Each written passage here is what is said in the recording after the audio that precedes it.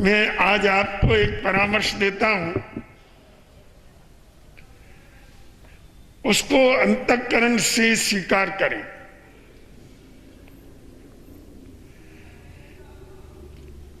हम सुबह उठकर परमात्मा का स्मरण तो करें,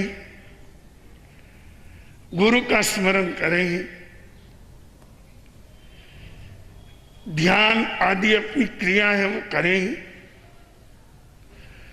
उसमें कोई रुकावट नहीं। किंतु एक बात अवश्य सोच लें, छोटी सी बात है, केन ठेणम जीवम्यहम्,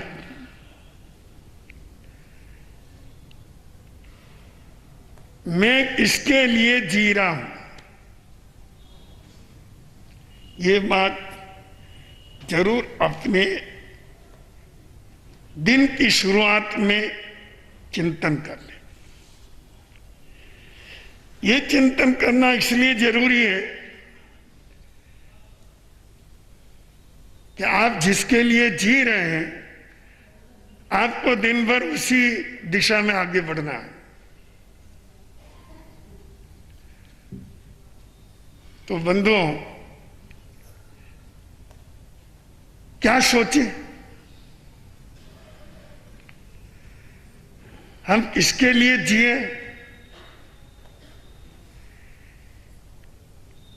इसके लिए परमात्मा भगवान महावीर प्रभु ने ही एक अलग सूत्र दिया।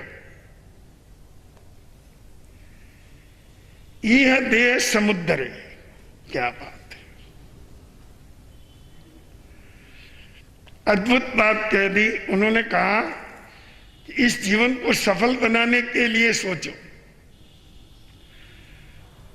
ये देह समुद्र है। आपका ये जीवन, आपका ये मानव भव कैसे सार्थक हो सकता है, ये बात प्रातः उठ करके अन्य सब विधियों के बाद एक इसका चिंतन अवश्य करना, इसलिए कि आपका दिन अच्छी श्रेष्ठ दिशाओं में आगे बढ़े। जीवन की सफलता का कोई अर्थ आप दिन भर में सार्थक कर सके तो होगा, पर सोचो तो सही, जो सोचते ही नहीं उनको क्या होगा? हम किसके लिए जी रहे हैं, यहां क्या करने को है? हम केवल वे सब क्रियाएं जो पशु करते हैं, क्या उन्हें ही करना है?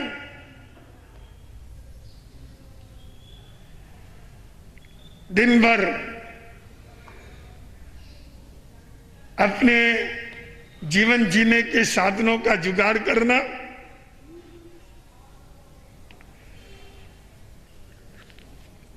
खा पी के सो जाना, फिर सुबह उसी कार्य में लगा रहना, और परिवार का एक समूह खड़ा कर देना और उनकी जिम्मेदारियों को जिंदगी भर ढोते ही ढोते रहना और एक दिन दुनिया से चला जाना। अगर इतनी सी बात है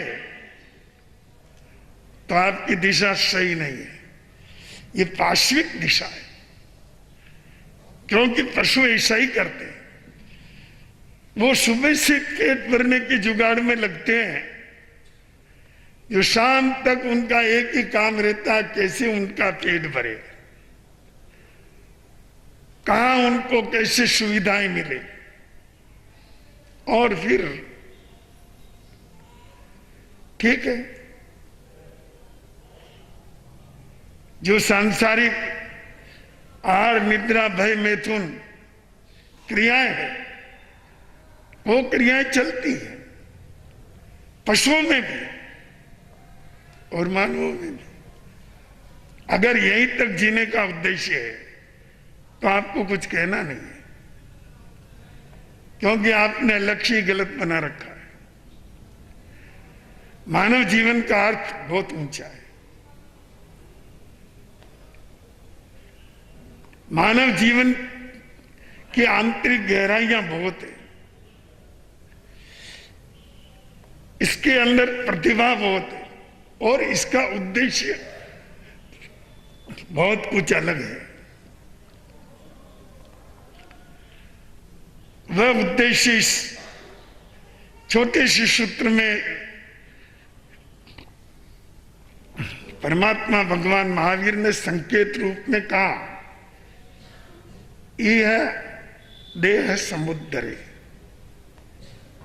इस जीवन का उद्धार करने के लिए मैं जी रहा हूं। ये दृष्टि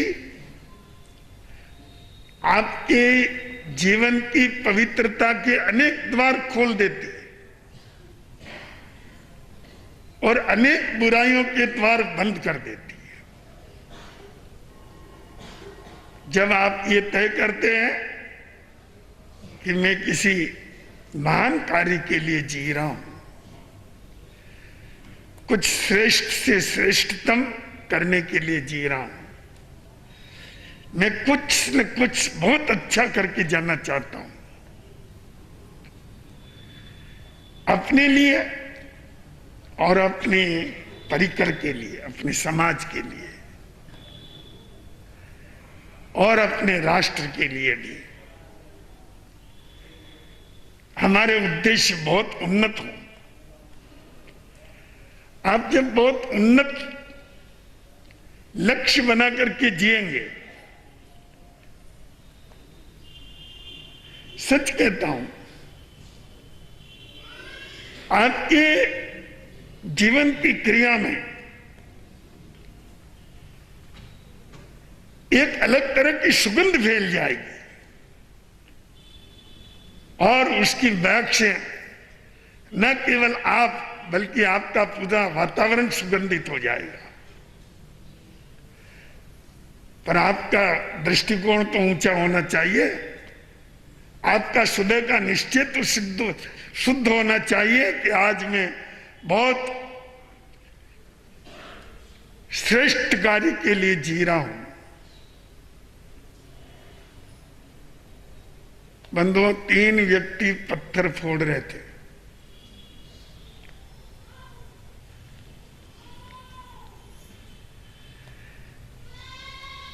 किसी आगंतुक ने पूछा एक व्यक्ति को, क्या कर रहे हो? उसने कहा, दिखता नहीं है तुमको, मैं पत्थर फोड़ रहा हूं ना, पेट भरने के लिए यही रास्ता बचा है हमारे लिए, सुबह से शाम पत्थर तोड़ना।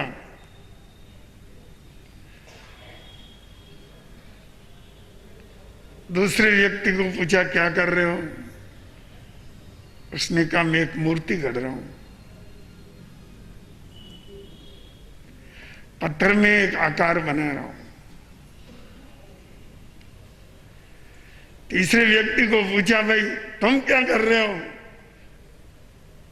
उसने कहा, मैं परमात्मा की प्रतिमा बना रहा हूं, जिसको व्यक्ति मंदिर में रख करके पूजेंगे। ऐसी एक भव्य और आकर्षक प्रतिमा का निर्माण मैं इस पत्थर से कर रहा हूं। एक ही काम कर रहे तीनों, किंतु उनके एक एक कार्य के पीछे दृष्टिकोण अलग है। एक का विचार अति तुच्छ है, पेट भरने के लिए पत्थर तोड़ रहा हूं, जिंदगी जीने के लिए जी रहा हूं, क्योंकि उम्र खड़ी है, रोटी कपड़ा मकान मिल रहा है। तुच्छ दृष्टि, हल्के विचार। ठीक है, जो जिम्मेदारियां हैं उनको निभा रहे हैं, और अपना समय बिता रहे हैं, ये भी एक ज्यादा अच्छा विचार नहीं है।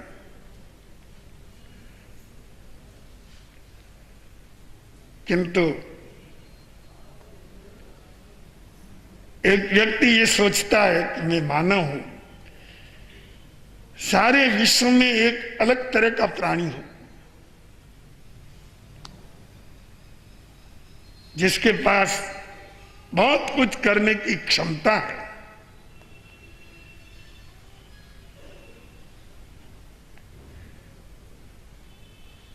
सर्व कर्म क्षय ठाई, सारे कर्मों का क्षय करने योग्य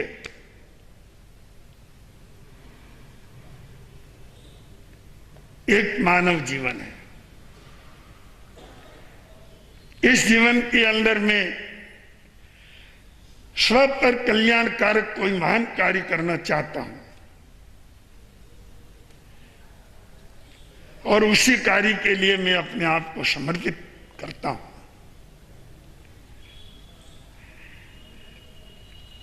ऐसी जो एक उच्च दृष्टि होती है,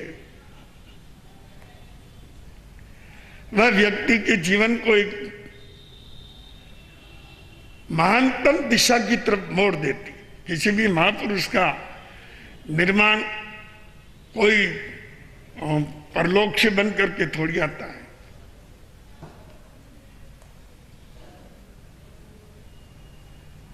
प्रत्येक व्यक्ति का निर्माण, जिसका हम महापुरुष कहते हैं, वो इसी हवा में सांस लेकर के, इसी मिट्टी में खेल करके, यहीं का अनाज पानी खा करके सब महापुरुष बनते हैं, पर दृष्टिकोण का अंतर है। जीने की दृष्टि अलग अलग है।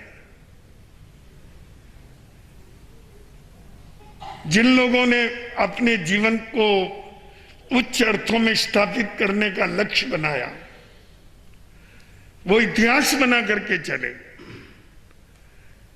वो अपना नाम अमर करके चले। विश्व में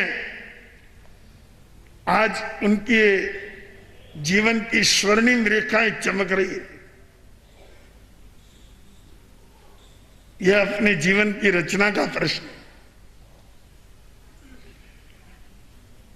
धर्म क्या करता है? धर्म व्यक्ति को उच्च विचार देता है।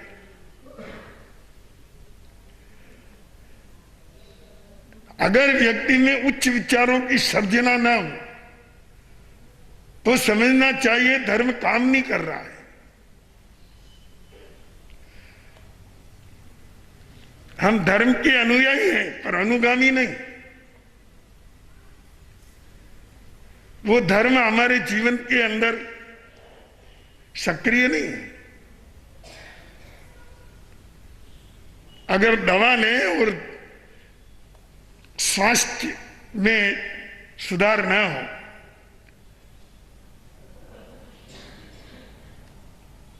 तो इसका अर्थ यही होगा कि दवा ने काम नहीं किया। दवा के काम नहीं करने के दो कारण हो सकते हैं। या तो दवा गलत है या लेने वाला गलत है, वो पात्र नहीं है। जहां तक दवा के सही और गलत होने की बात है, यह निर्णय हम केवल अपने आधार पर नहीं कर सकते। हमें उस सब इतिहास को, सिद्धांतों को और शास्त्रों को टटोल करके देखना पड़ेगा कि इस धर्म नाम की दवा ने कितने व्यक्तियों को स्वस्थ किया, महान बना दिया। और आज भी यत्र तत्र वो सक्रिय है। धर्म निष्क्रिय नहीं है, काम कर रहा है, आज भी काम कर रहा है। आपको पता है जो कुछ विदेशों में है या अभी 150 वर्षों में जो राष्ट्र बने हैं, उनके चरित्र में, उनके व्यवहार में, उनकी जीवन विधियों में और भारतवर्ष की जीवन विधियों में कितना अंतर है। आज यहां पर भी बहुसंख्यक समाज किसी न किसी आध्यात्मिक आदेश से जुड़ा हुआ है। कोई न कोई पवित्र श्रृंखला ने उसको बांध रखा है और उनके कुछ आदेशों का पालन भी करता है। धर्म काम नहीं कर रहा, ऐसी बात नहीं है। दवा सही है, गलत नहीं है। गलत हम हो सकते हैं कि दवा को ठीक तरह से ले नहीं रहे या उसका सही तरह से पालन नहीं कर रहे, परहेज नहीं लगा रहे, तो फिर दवा कैसे काम करेगी? डॉक्टर ने कहा भाई शीशी में एक बोतल में लिक्विड दवा देके कहा हिला करके तुम्हारी मां को पिला देना। मूर्ख छोकरे दवा लेकर के तो चले आए। डॉक्टर का कहना तो ये था कि दवा को हिला के पिलाना, और उन मूर्खों ने क्या किया, मां को हिलाना शुरू कर दिया। अरे मां कहती है मैं मर जाऊंगी, कि नहीं नहीं, डॉक्टर ने कहा। अब बोले ऐसे मूर्खों के लिए दवा कैसे काम करेगी?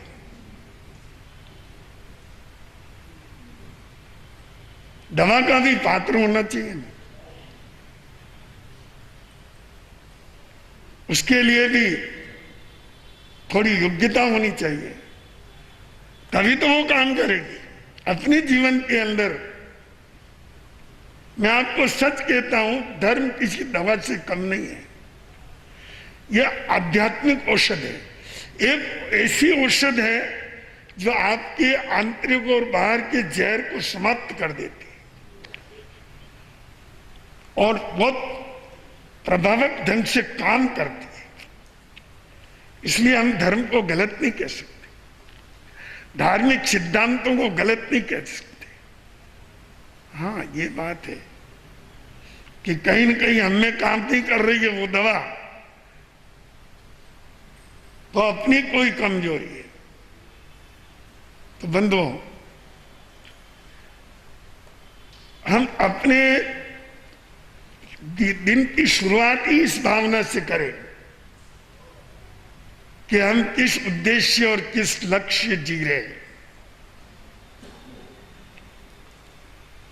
अगर एक ये बात हम प्रातःकाल चिंतन कर लें, ये देह समुद्र है। भगवान महावीर की वाणी के अनुसार इस जीवन का उद्धार करने के लिए जी रहा हूं, ये बात अपने मन के अंदर स्थापित हो जाए, तो मैं आपको सच कहता हूं कि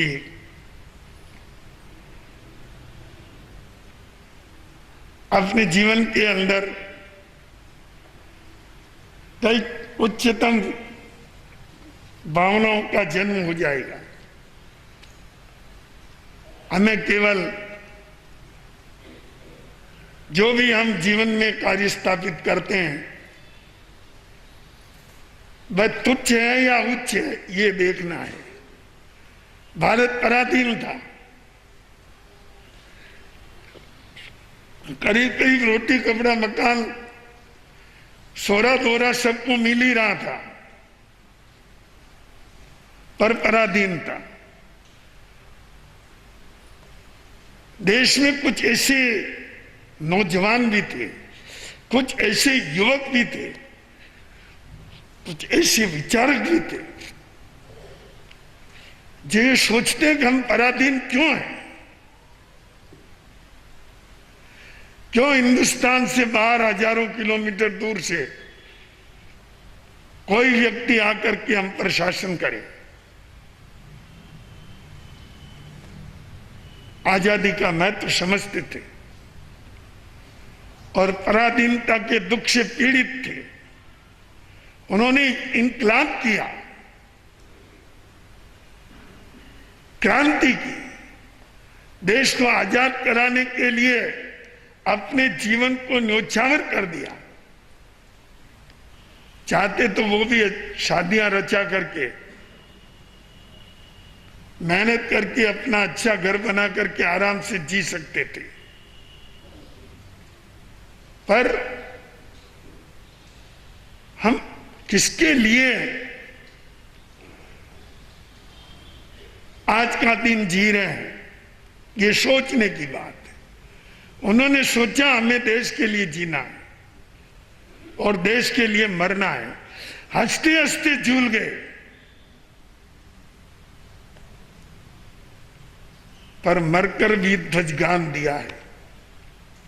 ऐसे लोग थे, फांसी के झूले पर झूलते हुए वंदे मातरम बोल रहे थे। तो वो भी इंसान ही थे, वो राष्ट्र के आजादी का ध्येय लेकर के जी रहे थे। तो उन्होंने सारे संसार के भौतिक सुखों को ठोकर मार दी और अपने जीवन को देश के लिए समर्पित कर दिया। अभी 15 अगस्त आ रही है, आजादी का उत्सव मनाएंगे, भारत की आम जनता उसमें सम्मिलित होगी,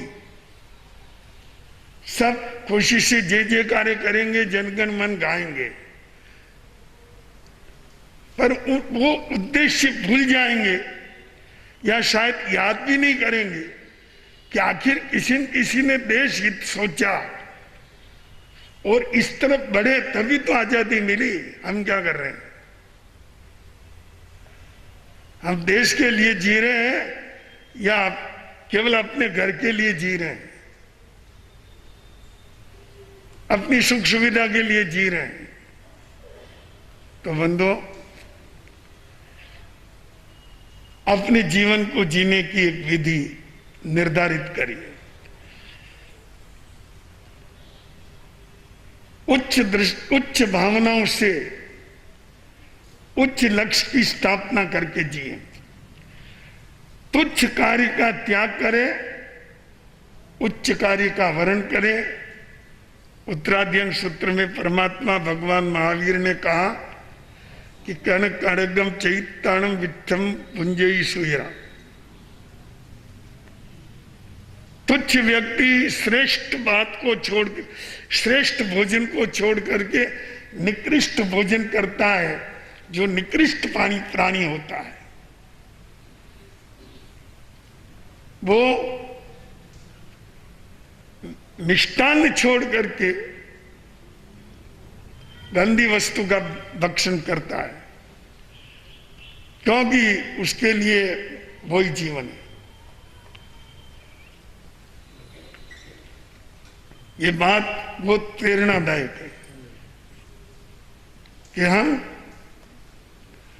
अपने जीवन में जो कुछ श्रेष्ठ हमें दिखाई दे या हमारी समझ में आए या जिसको हम जाने, उसके प्रति अपने आप को समर्पित करके उच्च अर्थों में अपने जीवन को स्थापित करने का प्रयास करें। ये जीवन के लिए एक बहुत श्रेष्ठतम उपलब्धि होगी और इस उपलब्धि को आत्मसात करेंगे तो आपके लिए आपका ये छोटा सा जीवन एक वरदान सिद्ध हो जाएगा।